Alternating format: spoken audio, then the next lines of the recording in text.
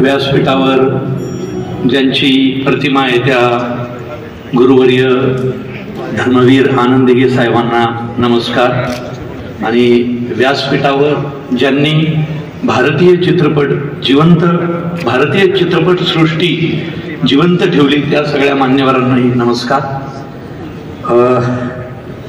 चित्रपट बनवणं सोपं आहे, त्याच्याबद्दल बोलणं थोडं अवघड आहे, पण धर्मवीर आनंद दिघे साहेबांवर चित्रपट बनवणं सोपं नव्हतं। कारण दिघे साहेब जे आयुष्य जगले त्यातला रोजचा दिवस हा चित्रपटाचा विषय।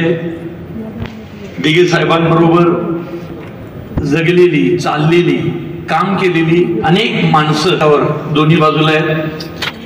तर अशा दिघे साहेबांना पडद्यावरती आणताना खूप मोठं दडपण होतं, पण ते दडपण पार पडलं। ते त्यांच्याबरोबर जी माणसं आयुष्य जगली त्यांच्याबरोबर प्रत्यक्ष मुलाखती करताना 168 तासांचं ऑडिओ माझ्याकडं आहे।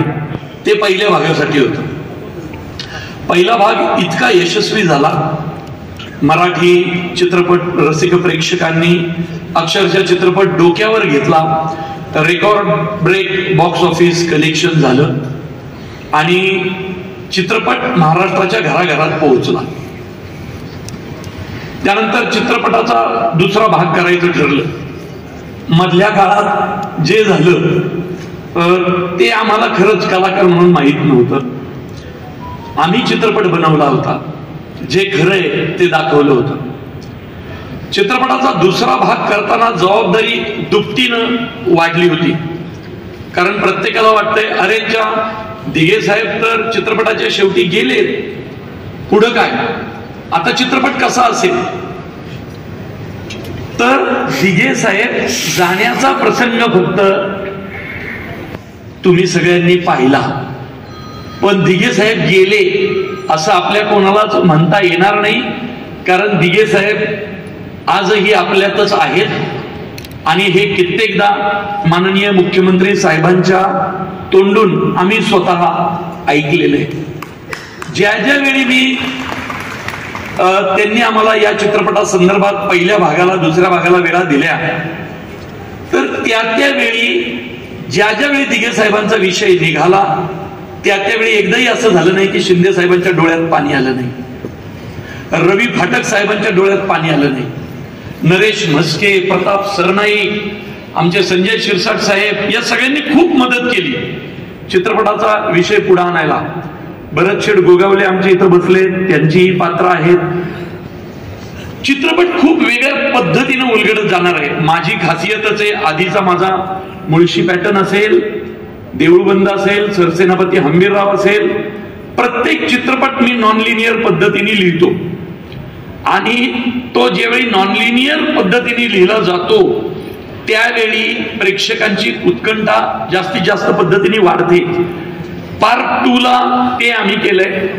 पहिल्या भागात दिघे साहेब गेले, सगळ्यांनीच त्यांचा एक चरित्रपट पाहिला 3 तासाचा, पण 3 तासात मावेल एवढं छोटं आयुष्य दिघे साहेबांचं नव्हतं। अनेक पैलू त्यामाग राहिलेले आहेत। आणि यावेळी तर साहेबांच्या हिंदुत्वाची गोष्ट आहे। साहेब किंवा बाळासाहेब, दिघे साहेब, बाळासाहेब यांच्या आयुष्याच्या जगण्याचा मंत्र होता हिंदुत्व। आणि ते हिंदुत्व कधी कोणापासून लपून राहिलेलं नव्हतं, ते किती प्रखर होतं हे सगळ्यांनीच पाहिलेलं आहे। तर ती गोष्ट यावेळी तुम्हाला या चित्रपटात पाहायला मिळेल।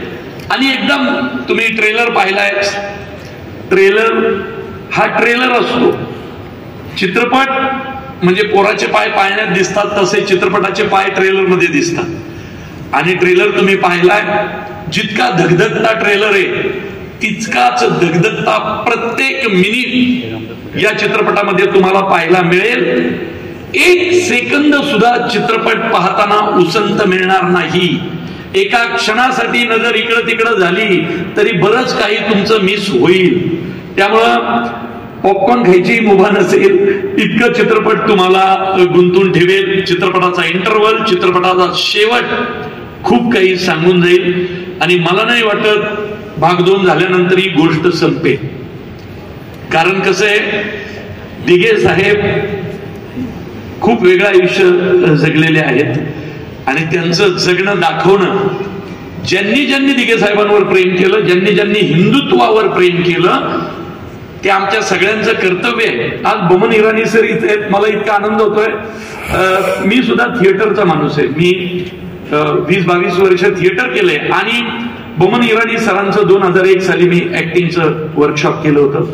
ही सगळी एवढी मोठी माणसं इथं आहेत, पुनीत गोयंका सर इथं आहेत. आमच्या सगळ्या चित्रपट सृष्टीला म्हणजे गोयंका सरांचा हातभार किंवा त्यांच्या चॅनलचा मराठी माणसाला किती आहे मी शब्दात सांगू शकत नाही सर. आज आमच्या बऱ्याचशा मराठी कलाकारांची, लेखक दिग्दर्शकांची करिअर ही तुमच्या त्या मराठी चॅनलमुळे आहे. त्यामुळे मित्रांनो, तयार राहा. माझे सगळे कलाकार इथं आलेत, मला बरं वाटलं. माझे सर्व चित्रपटांचे निर्माते आमचे कैलास वाणी साहेब पण इथं आले, देऊळबंदचे. माझं अभिजित भोसले आलाय, सरसेनापती हंबीररावचा सौजन्य निकम इथं आलाय. मला खूप आनंद झाला की माझ्या चित्रपटाला तुम्ही माझे सगळे निर्माते इथं आलाय.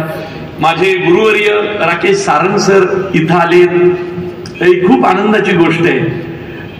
अशोक मामांबरोबर मी मराठी नाटक करायचोय, मनोमिलन. अनेक नाटकांचे दौरे अख्ख्या महाराष्ट्रात केले. सिनेमा काय असतो, नाटक काय असतो, अभिनय काय असतो, आम्ही अशोक मामांबरोबर शिकलो. बसच्या दौऱ्यात मी तर कधी झोपायचो नाही, त्यांनाही झोपू द्यायचो नाही, इतके प्रश्न विचारायचो. कारण मराठी चित्रपट सृष्टी इथपर्यंत स्वतःच्या खांद्यावर समर्थपणे पेलणारी माणसं महेश कोठारे, अशोक मामा इथं आहेत. मला मुख्यमंत्री साहेबांचे खूप आभार मानायचे की तुम्ही अशोक मामांना यावेळी महाराष्ट्र भूषण दिलं.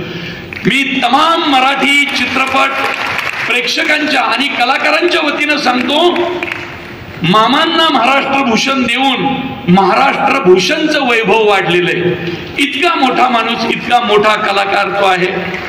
आज तुमच्या हाताखाली आम्ही शिकलो. आमचं कौतुक करायला तुम्ही आणि समोर अभिजित पानसे पण मगाशी दिसला, उशिरा आलेला. मी आणि अभिजित पानसेनी रेगे सिनेमा लिहिला होता. नॉन लिनियरचं बाळकडू आम्ही पानसेकडनं शिकलेलो आहे. मला त्यांनी त्याचे डायलॉग लिहायला दिले होते. तर माझ्यावर प्रेम करणारी माझी माणसं इथं आहेत.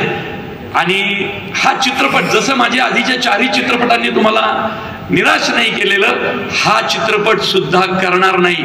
त्या सर्व चित्रपटांच्या पुढे एक पाऊल हा चित्रपट जाईल आणि महाराष्ट्र रसिक प्रेक्षकांचं मनोरंजन करेल, एवढी मला नक्कीच खात्री आहे. धन्यवाद.